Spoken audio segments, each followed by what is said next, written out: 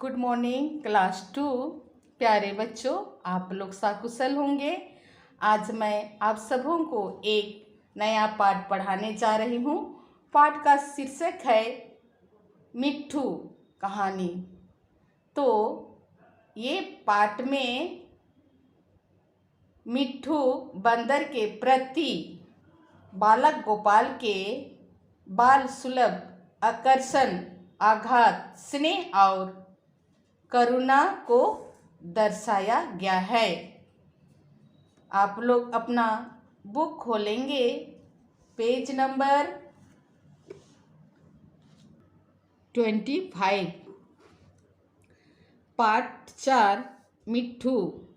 प्यारे बच्चों, अभी मैं पढ़ रही हूँ, आप लोग भी मन से पढ़ेंगे, ठीक है।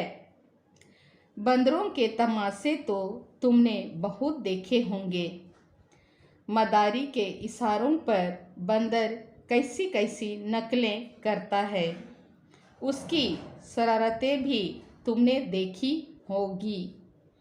तुमने उससे घरों से कपड़े उठाकर भागते देखा होगा। पर आज हम तुम्हें एक ऐसा हाल सुनाते हैं जिससे मालूम होगा कि बंदर लड़कों से भी दोस्ती कर सकता है। कुछ दिन हुए, लखनऊ में एक सर्कस कंपनी आई थी। उसके पास शेर, भालू, चीता और कई तरह के और भी जानवर थे।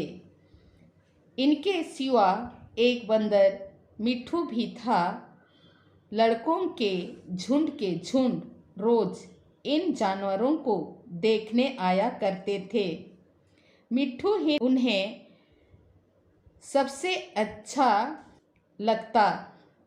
उन्हें लड़कों में गोपाल भी था। वह रोज आता और मिट्ठू के पास घंटों चुपचाप बैठा रहता। उससे शेर, भालू, चीते आदि से कोई प्रेम न था। वह मिट्ठू के लिए घर से चने, मटर, केले लाता और खिलाता। मिट्ठू भी उससे इतना हिल मिल गया था कि बगैर उसके खिलाए कुछ न खाता। इस तरह दोनों में बड़ी दोस्ती हो गई। एक दिन गोपाल ने सुना कि सर्कस कंपनी वहाँ से दूसरे शहर में जा रही है। यह सुनकर उसे बड़ा रंज हुआ। वह रोता हुआ अपनी माँ के पास आया और बोला, अम्मा, मुझे एक अठन्नी दो, मैं जाकर मिट्ठू को खरीद लाऊं। वह ना जाने कहाँ चला जाएगा, फिर मैं उसे कैसे देखूंगा। वह भी मुझे ना देखेगा तो रोएगा। माँ ने समझाया, बेटा, बंदर किसी को प्यार नहीं करता।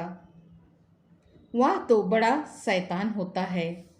यहाँ आकर सबको काटेगा। मुफ्त में उल्हाने सुनने पड़ेंगे। लेकिन लड़के पर माँ के समझाने का कोई असर न हुआ। वह रोने लगा। आखिर माँ ने मजबूर होकर उससे एक अठन्नी निकाल कर दे दी। अठन्नी पाकर गोपाल मारे खुशी के फूल उठा। उसने अठन्नी को मिट्टी से मालकर खूब चमकाया। फिर मिट्ठू को खरीदने चला, लेकिन मिट्ठू वहाँ दिखाई ना दिया। गोपाल का दिल भर आया। मिट्ठू कहीं भाग तो नहीं गया। मालिक को अठन्नी दिखाकर गोपाल बोला, क्यों साहब, मिट्ठू को मेरे हाथ बेचेंगे? मालिक रोज उसे मिट्ठू से खेलते और खिलाते देखता था। हंसकर बोला, अब की बार आऊँगा तो मिट्ठू को तुम्हें दे दूँगा। गोपाल निराश होकर चला आया और मिट्ठू को इधर उधर ढूंढने लगा। वह उससे ढूंढने में इतना मगन था कि उससे किसी बात की खबर न थी। उससे बिल्कुल ना मालूम हुआ कि वह चीते के कटघरे के पास आ गया था। चीता भीतर चुपचाप लेटा था। गोपाल को कटघरे के पास देखकर उसने पंजा बाहर निकाला और उससे पकड़ने की कोशिश करने लगा। गोपाल तो दूसरी तरफ ताक रहा था। उससे क्या खबर थी कि चीते का पंजा उसके हाथ के पास पहुंच गया है। करीब था कि चीता उसका हाथ पकड़कर खींच ले कि मिट्ठू ना मालूम कहाँ से आकर उसके पंजे पर कूद पड़ा और पंजे को दांतों से काटने लगा। चीते ने दूसरा पंजा निकाला और उससे ऐसा घायल कर दिया कि वह वहीं गिर पड़ा और जोर जोर से चीखने लगा। मिट्ठू की यह हालत देखकर गोपाल भी रोने लगा। दोनों का रोना सुनकर लोग दौड़े, पर देखा कि मिट्ठू बेहोश पड़ा है और गोपाल रो रहा है। मिट्ठू का घाव तुरंत धोया गया और मरहम लगाया गया। थोड़ी देर में उससे होश आ गया। वह गोपाल की ओर प्यार की आंखों से देखने लगा, जैसे कह रहा हो कि अब क्यों रोते हो, मैं तो अच्छा हो गया। कई दिन मिट्ठू की मरहम पट्टी होती रही और आखिर वह बिल्कुल अच्छा हो गया। गोपाल अब रोज आता और उसे रोटियां खिलाता। आखिर कंपनी के चलने का दिन आया। गोपाल बहुत दुखी था। वह मिट्ठू के कटघरे के पास खड़ा आंसू भरी आंखों से देख रहा था कि मालिक ने आकर कहा, अगर तुम मिट्ठू को पा जाओ तो उसका क्या करोगे? गोपाल ने कहा, मैं उससे अपने साथ ले जाऊंगा, उसके साथ खेलूंगा, उसे अपनी थाली में खिलाऊंगा और क्या। मालिक ने कहा, अच्छी बात है, मैं बिना तुमसे अठन्नी लिए ही इससे तुम्हारे हाथ बेचता हूँ। गोपाल को जैसे कोई राज मिल गया। उसने मिट्ठू को गोद में उठा लिया, पर मिट्ठू नीचे कूदकर उसके पीछे पीछे चलने लगा।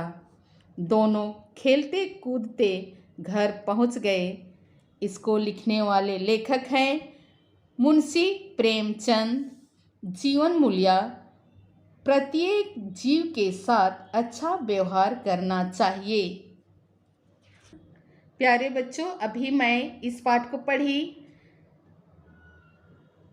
अभी इस पाठ में आए हुए कठिन शब्दों को मैं आप सबों को दोहराने के लिए कह रही हूँ। आप लोग मेरे पीछे दोहराइए।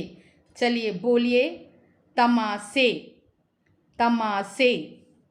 मदारी, मदारी।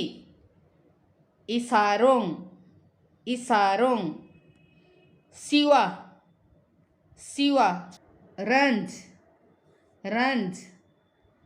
उल्हाने, उल्हाने। अभी मैं इन कठिन शब्दों का अर्थ बताने जा रही हूँ। आप लोग ध्यानपूर्वक देखेंगे बच्चों, इसका क्या अर्थ बता रही हूँ। ठीक है, यहाँ पर दिया गया है तमाशे। इसका अर्थ है खेल। तमाशे का अर्थ है खेल। मदारी, मदारी का अर्थ है बंदर का खेल दिखाने वाला। इशारों, इसका अर्थ है संकेत। सिवा, इसका अर्थ है अलावा। रंज, इसका अर्थ है नाराजगी। उल्हाने, इसका अर्थ है शिकायत। प्यारे बच्चों, आज के लिए हम लोग इतना ही पढ़ेंगे। धन्यवाद।